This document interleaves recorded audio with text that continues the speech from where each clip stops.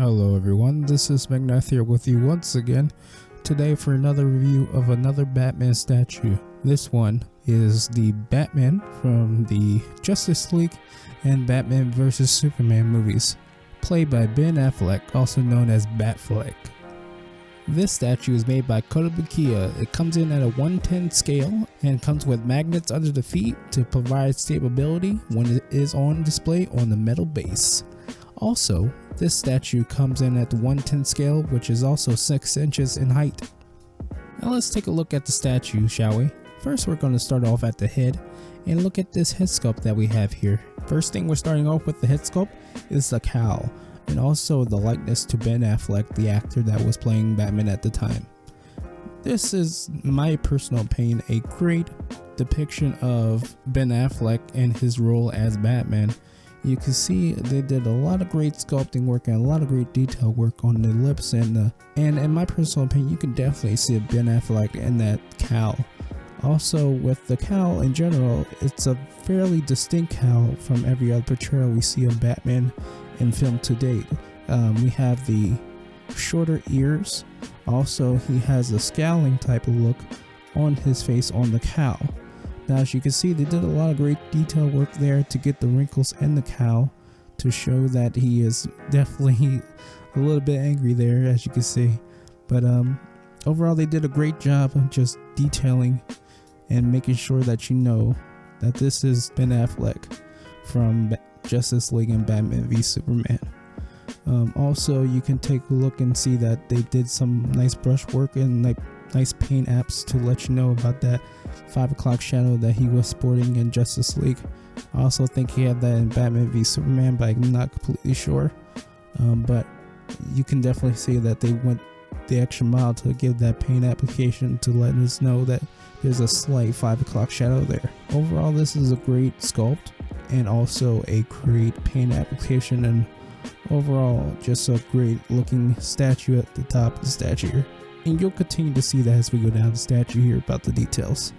Moving further down the statue here, we go down to the midsection. As you can see, we have that trademark Fat Batman logo there. I'm definitely a big fan of that logo. It definitely looks great here on this statue. You can see a lot of the detailing work that went into that logo. You can see the little scrapes and a lot of the texture that is on that Batman logo. Also, you can see a lot of the great detail work that went into the physique of Ben Affleck here in the bat suit. You can see a lot of the definition in the muscles and the abs as well, and also just in general on his arms, and also you can see a lot of great detailing work and a lot of great paint applications on the gauntlets as well. You can see a lot of work went into making them look exactly like they look in the movie. Also on the back of the statue, you can see some work on the cape. The cape doesn't have much detail, but overall the cape in the movie doesn't have that much detail as well, so it's kind of really accurate there. Overall, the midsection of the statue is pretty great. Also, you can see the belt, the utility belt. But overall, you can't get much more detail in this statue. You can see a lot of the texture work that went into the actual bat suit. It's just really overall great, and you can just really see all that texture they put into that. But yeah, you can see a lot of the gold accents on his gauntlets, and it's just really great overall detailing here. I mean, there's not much more to say. I'm just blown away for the price point that this statue is at, and how much detail work you get in the statue here. And finally, we move down to the lower section of the statue here. Basically, there's not much to say down here. You get some looks at the utility belt a little bit more. Also, we get to see his boots. His boots have a kind of like a bronze or goldish tint to them, which is kind of movie accurate. I'm not really all that familiar with the boots from the movie, but as far as I could tell from pictures I compared it to, it is movie accurate. He does have some accents on the front of his boots that are bronze or goldish in tint. Also, you can see that his particular Batman doesn't wear any trunks. That's really a artistic thing, and I don't really mind it. That's pretty much it. You can see a lot of the great detail work that went into the legs. You can see a lot of the musculature that went into that, and also just the great sculpting work that is really just present and on display here. You see the bottom of the cape.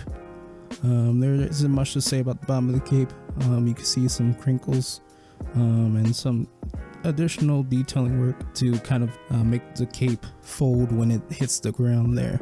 As far as the base goes, as I mentioned before, it has a metal base, and also it comes with magnets in the feet, so the magnets just kind of snap onto the base. Well, it kind of just snaps onto the base, and that's how you display it.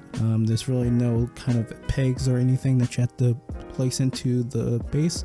It just kind of comes together because you got a metal base, you got magnets in his feet. But that's pretty much it for the Batman statue here. Overall, looks pretty great. It's a great statue for the price. You get a lot of detail work. You get a lot of value out of just this little statue here. Definitely something you want to display. If you don't like the movie, I can definitely understand that. It wasn't that great, but we got some great statues out of the movie, so I am grateful for that.